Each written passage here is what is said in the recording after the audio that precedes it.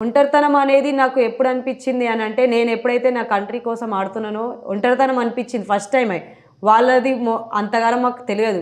వాళ్ళ మొఖాలంతా తెలియదు, మాకంత మొఖాలు తెలియదు. అంత కోఆర్డినేషన్ రాదు.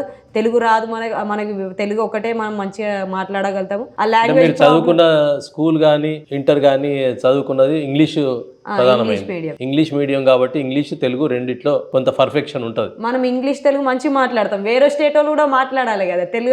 తెలుగు అలవా మొత్తంకే రాదాయె. ఇగ ఇంగ్లీషో కొంచెం రెండో, మూడో ముక్కలు గూడా వాళ్ళు కొంచెము మాట్లాడతారు ఇగ. కొంచెం అర్థం జేసుకోవాలి మనం.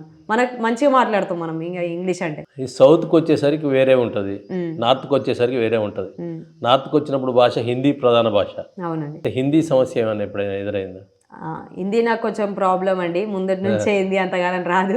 ఏదో వచ్చిన 2, 3 ముక్కలకి అది కొంచెం ఆళ్ళతోని ఉంటూ కొంచెం నేర్చుకున్నానింకా. బట్లర్ హిందీ ఆ! అంటారా? బట్లర్ హిందీగా మాట్లాడుతూ వాళ్ళతోని జర నేర్చుకున్నాను అంతో ఇంత. ఇంకా నయ్యం అనుకోవాలి ఇప్పటికి జర వాళ్ళతోని మాట్లాడైనా నాకొచ్చింది హిందీ అని.